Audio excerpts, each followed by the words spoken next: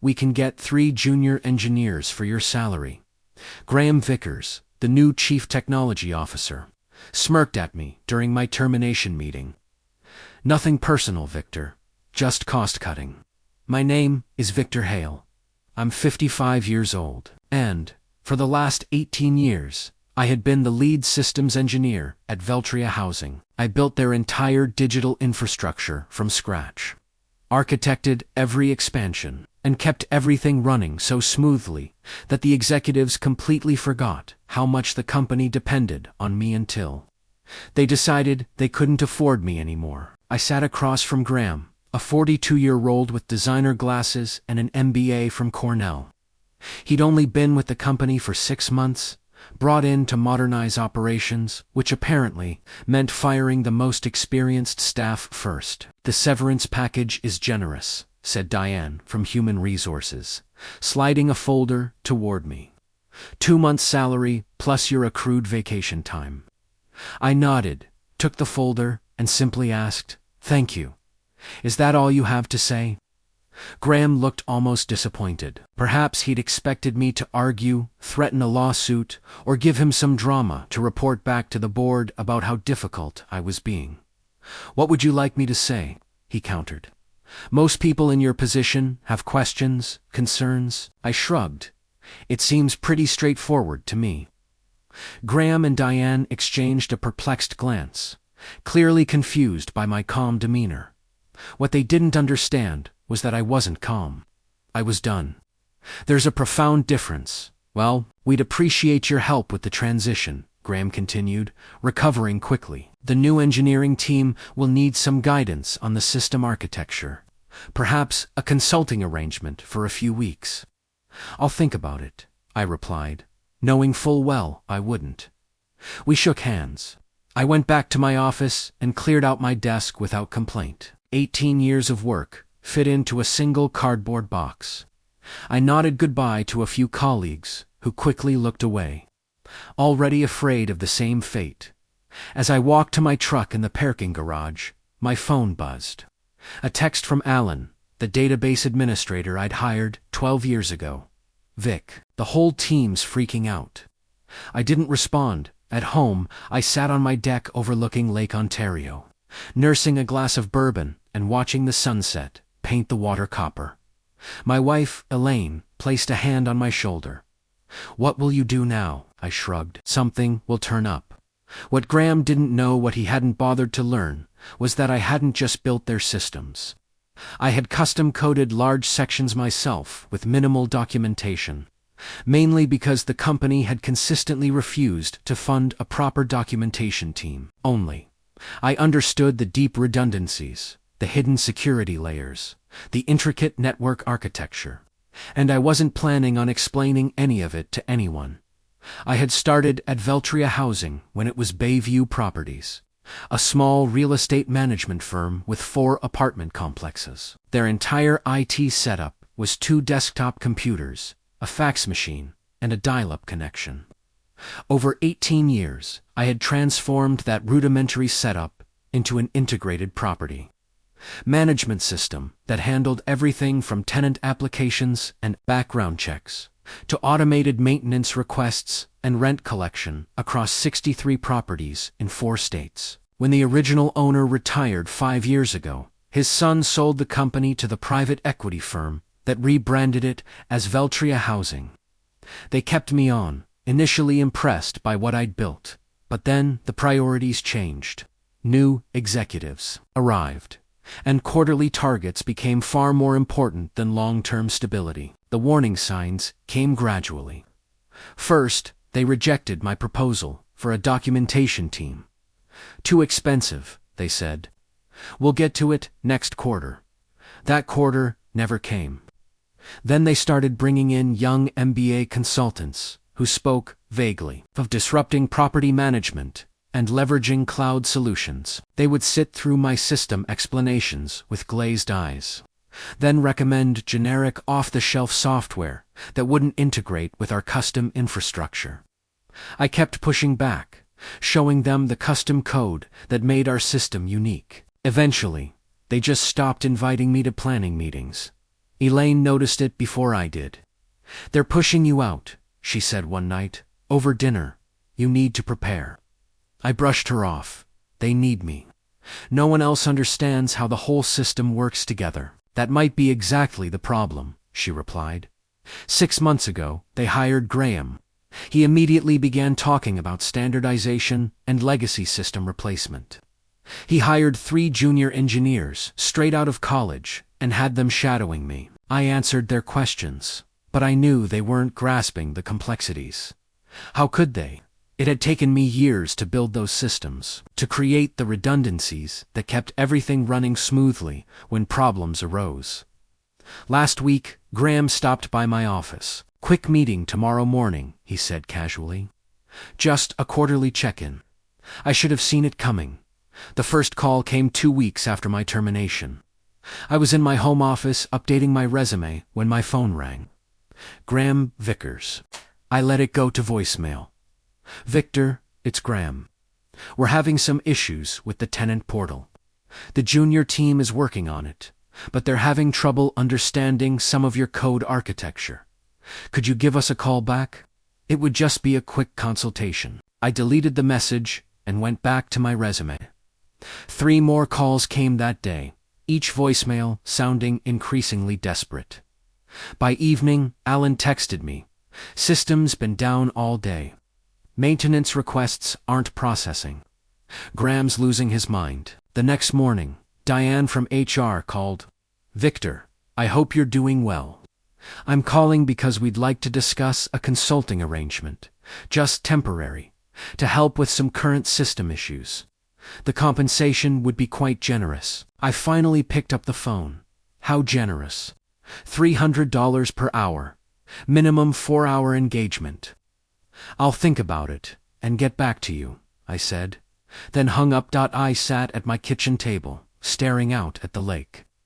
Elaine placed a cup of coffee in front of me. "What are you thinking?" "I'm thinking they're finding out exactly what I'm worth." Over the next 3 days, the calls increased. Graham, Diane, even Justin Bayou, who was still on the board. The tenant portal was down. The maintenance scheduling system was throwing errors. The automatic payment processing had failed, affecting thousands of residents. I didn't respond to any of them. On day 4, an email arrived from Devlin Systems, a regional competitor to Veltria. It was from their director of technology, Lawrence Devlin himself. "Victor, I heard about your situation at Veltria. We've always admired your work from afar. Would you be interested in discussing opportunities with us? We're looking to upgrade our entire property management infrastructure." I replied immediately, and set up a meeting for the following day. That evening, as Elaine and I were preparing dinner, my doorbell rang. Graham Vickers stood on my porch, his designer glasses slightly askew, his normally immaculate suit wrinkled. "Victor, I apologize for dropping by unannounced, but we have an emergency situation. The entire system is down. Nothing is working. The team can't figure out what's wrong or how to fix it." I leaned against the doorframe. "That sounds serious." "It is. We need your help. The board has authorized me to offer you a substantial consulting fee, $500 per hour, whatever it takes."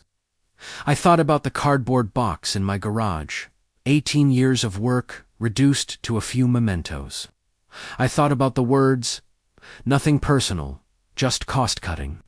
I thought about the documentation team they'd never approved. "I'm sorry to hear about your troubles," I said quietly. "But I have an interview tomorrow. Something will turn up, just like I thought."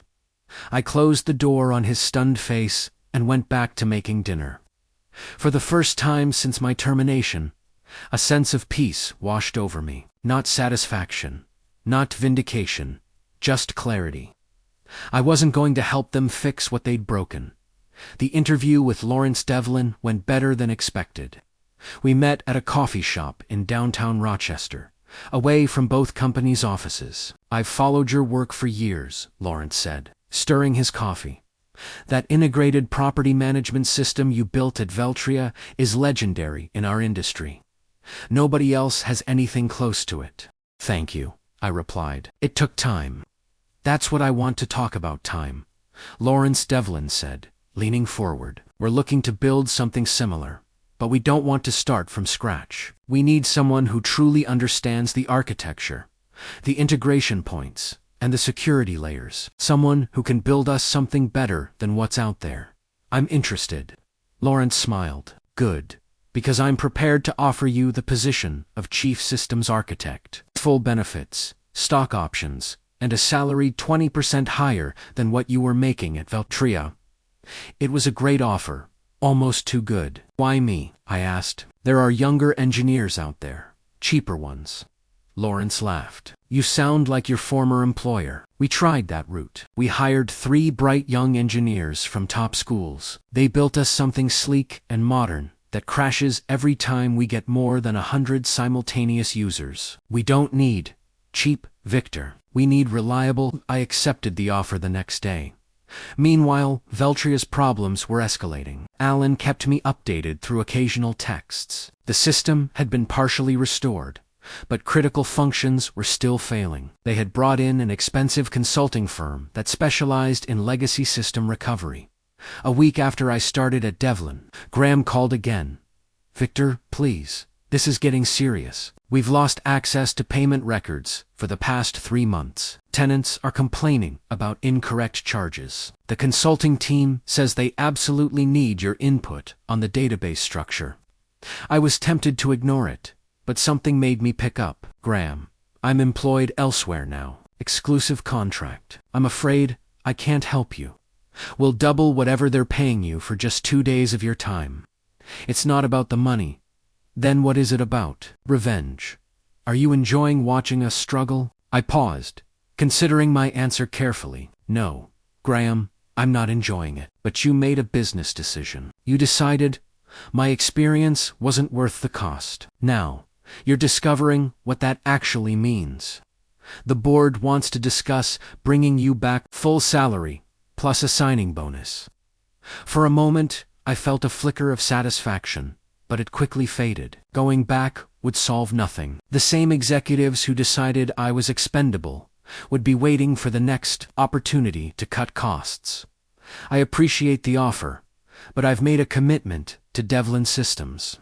Graham's voice hardened. You know, there could be legal implications if we discover you intentionally made our systems difficult to maintain. Non-compete clauses, intellectual property concerns. There it was. The threat I'd been expecting. The system is exactly as it was when the company repeatedly denied my requests for a documentation team.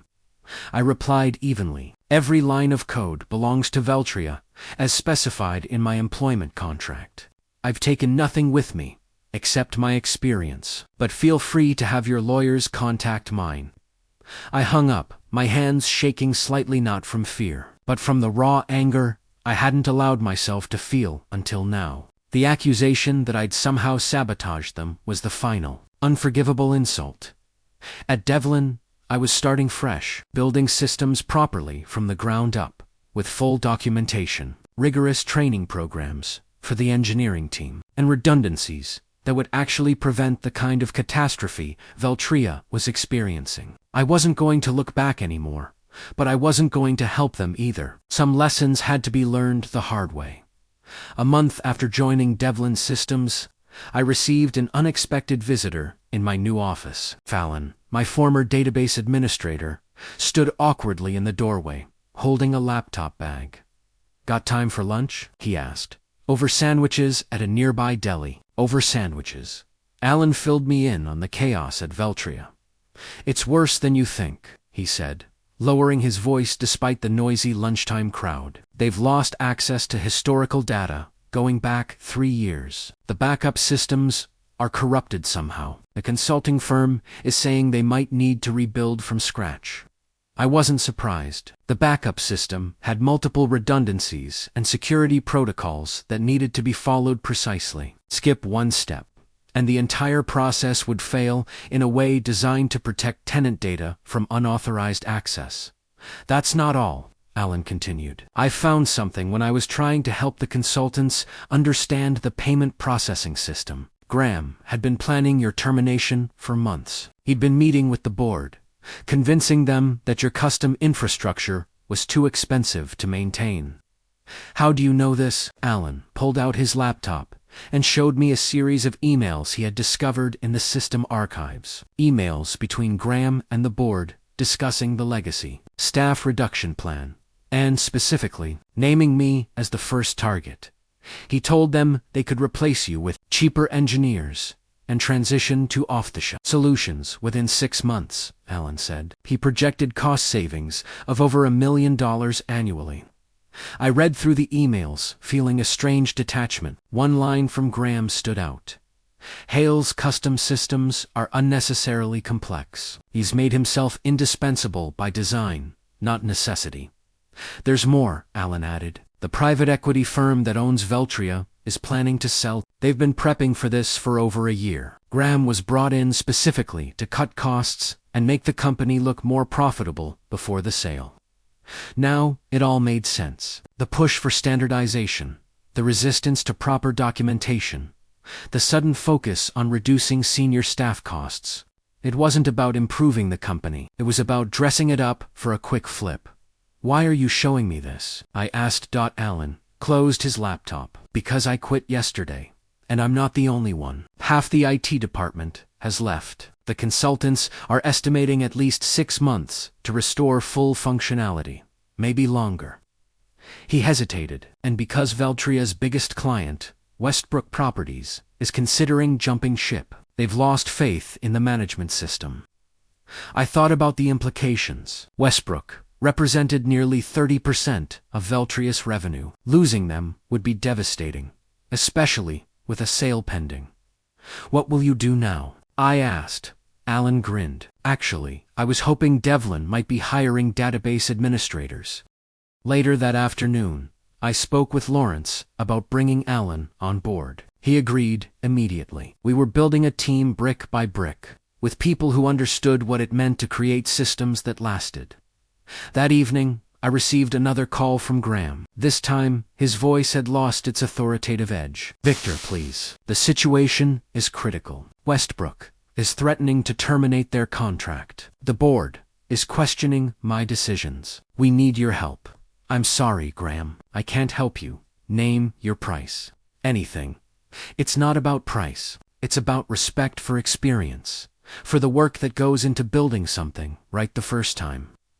The line was silent for a moment. You knew this would happen, he finally said. You knew exactly what would break, and when.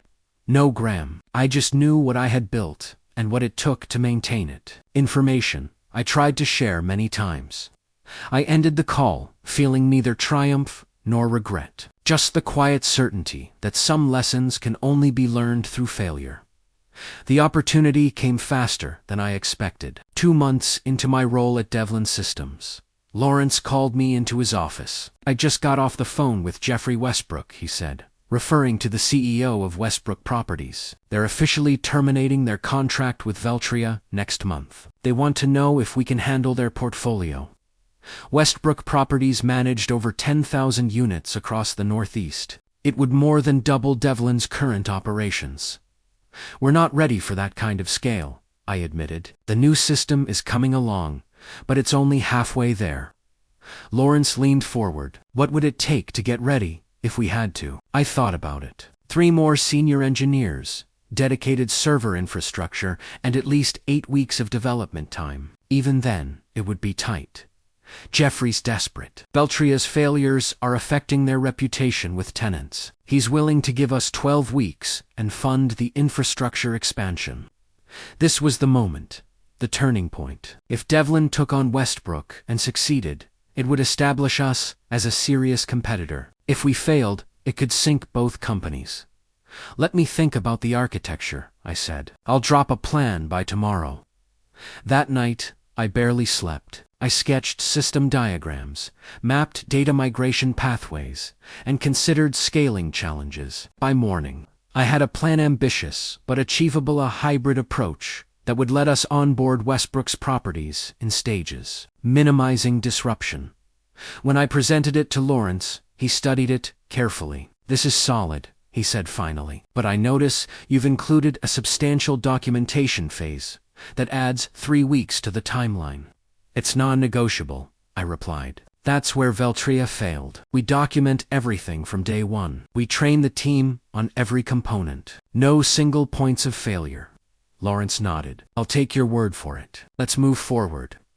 The next weeks were intense. We hired 5 more engineers, including 2 who had recently left Alan built a database migration tool that could translate Veltria's data structure into our new system. I designed a modular architecture that could truly scale with Westbrook's needs. Halfway through the project, I received an email from Justin Begu, the former owner's son who still sat on Veltria's board. Victor, I want to apologize for how things ended. The board was misled about the implications of letting you go. Graham has been removed as CTO. We're struggling to recover, and Westbrook's departure will hit us hard. If you're ever interested in coming back, the door is open. I didn't respond. 10 weeks into our 12-week timeline, we were ready for a staged rollout. Westbrook's smallest region, 2,000 units in western New York, would migrate first. If successful, the remaining regions would follow. The day before the migration, Lawrence called me into his office again. A familiar face was waiting. Jeffrey Westbrook himself. So, you're the system architect, Jeffrey said, standing to shake my hand. Lawrence has told me a lot about you. All good, I hope. Jeffrey smiled. He says, you've built us something that won't break down every time we add a new property. Something that will grow with us. That's the plan. I also hear you used to work for Veltria. I nodded, unsure where he was going with this. They're in trouble, you know. The private equity firm is trying to sell. But with Westbrook leaving, and their system still not fully functional, they're not finding many interested buyers. He paused. Except one. Who's that? I asked, though I suspected the answer. Devlin Systems, Lawrence said. We're considering making an offer at a substantial discount to what they were valued at 6 months ago. I looked between them, processing the implications. If that happens, Jeffrey continued, we'd want someone who understands both companies to lead the integration. Someone who could salvage what's valuable from Veltria's infrastructure, while transitioning everything to your new architecture. Are you asking if I'd be willing to work on that? I clarified. Lawrence nodded. Only if the acquisition goes through, and only if you're comfortable with it. I thought about the irony. The system I'd built, the people I'd trained, the company that had discarded me all, potentially coming back under my direction. I'd be willing, I said, finally. But I have one condition. We do it right. Full documentation, proper training, no shortcuts. Agreed, Lawrence said. We've learned that lesson.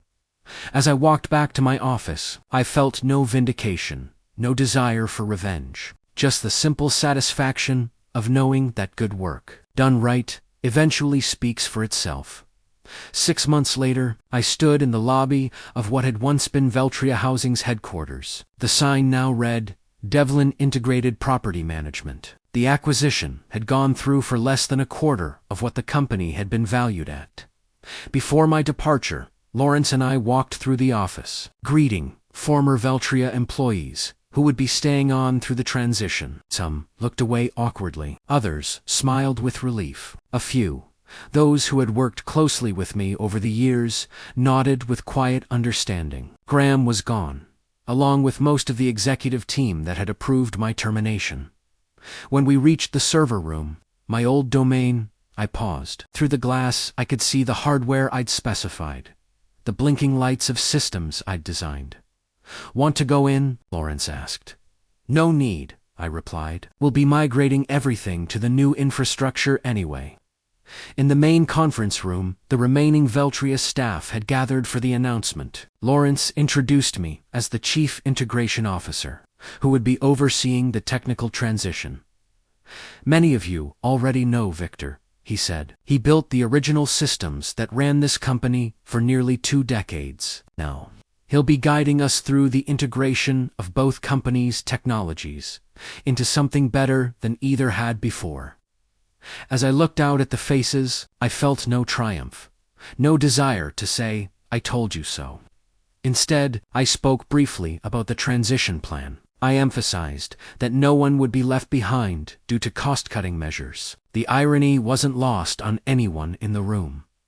1 year after the acquisition, Devlin Integrated Property Management had become the largest property management company in the Northeast. The migration was complete, with all properties now running on the new system I designed, fully documented, properly staffed, and functioning smoothly. On a crisp autumn morning, I drove to the office for a final meeting with Lawrence. The leaves along Lake Ontario had turned brilliant shades of red and gold, a fitting backdrop for the conclusion of this chapter. "The board approved your proposal," Lawrence said as soon as I sat down. "The technical education division will launch next quarter. You'll have full autonomy to design the curriculum and hire instructors." This had been my condition for staying after the integration was complete. The creation of a division dedicated to training the next generation of systems engineers and architects, teaching them not just how to code, but how to build things meant to last. "Thank you," I said. "That means a lot." "No, thank you," Lawrence replied. "What you've built here is remarkable. Not just the technology, but the culture around it. The documentation, the knowledge sharing, the emphasis on quality over quick fixes." Later that afternoon, I cleared out my integration office. Unlike my hasty exit from Veltria, this was a planned transition to my new role. As I packed my things, Justin Bayou knocked on the door. "Got a minute?" he asked. We walked to the small courtyard outside the building. "My father asked about you," he said. "He's retired in Florida now, but he still follows company news. He was glad to hear you were back, in a manner of speaking." "How is Harold?" I asked. "Good. Fishing a lot." Justin paused. "He always said letting you go would be the biggest mistake this company could make. Turns out he was right." I nodded, unsure what to say. "I learned something from all this," Justin continued. "Value isn't always visible until it's gone."